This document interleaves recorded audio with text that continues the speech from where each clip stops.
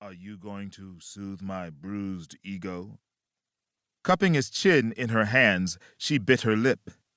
I'll do you one better and lick your war wounds, too. Shit, fuck this dinner then. You need sustenance. Raphael licked his lips. You give me all the sustenance I need. Essie's hands flew to her mouth as she struggled to hold in the howling laughter that erupted from her. So nasty, Mr. Waters. You like it, Mrs. Waters? I do. The sound of the doorbell startled them out of their kiss. It was unusual for them to have unannounced guests. In fact, the only visitors they have ever had were their next-door neighbors or one of Kaion's friends. All of those interactions were planned.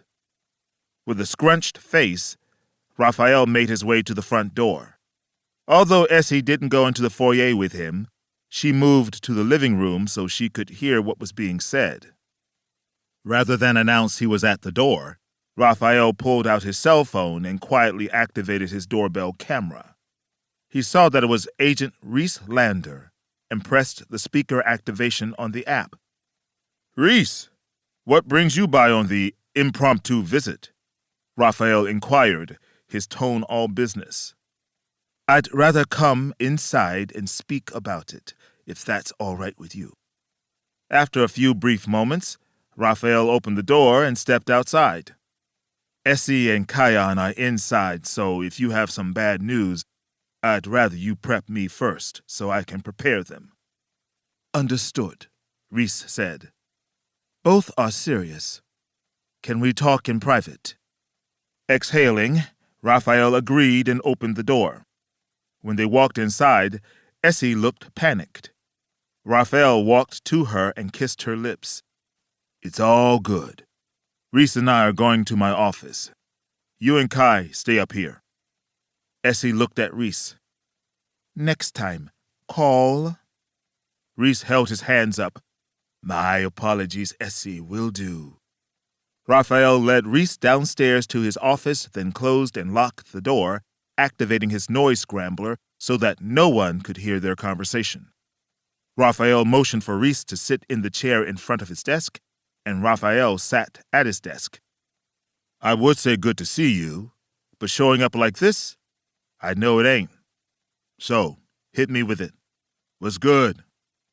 Rhys leaned forward. I wanted to check on you all since Alex's passing, and I have an update about her death. Rhys stated with a pause to give Raphael a moment to respond. Instead, Raphael moved his hand in a circular motion, indicating for him to continue. As you know, the initial reports stated she hung herself in her cell. My inside people said the Zos teamed up with the Domingos, though. You know how it goes in the cage. Damn. The enemy of my enemy is my friend. Raphael murmured, more to himself than to Rhys. That news wasn't a surprise. Alex had crossed the Zos and the Domingos in a major way.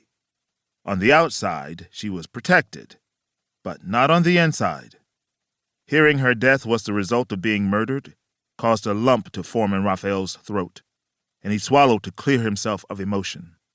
He'd been responsible for locking Alex away and still harbored a lot of ill feelings for her, but a small piece of him still held some regard for Alex.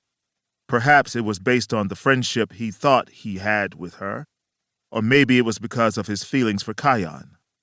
Either way, hearing the details of her demise was a hard pill for him to swallow.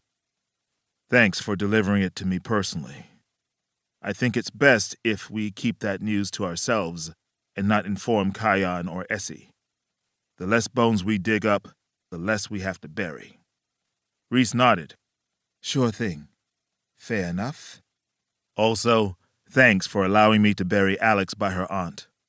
She would have wanted that. Rhys tilted his head in gratitude. It was the least we could do for Kaion. He deserved peace after the losses he suffered. After a brief pause to brace himself, Raphael swiped his hand across his face. What's issue number 2?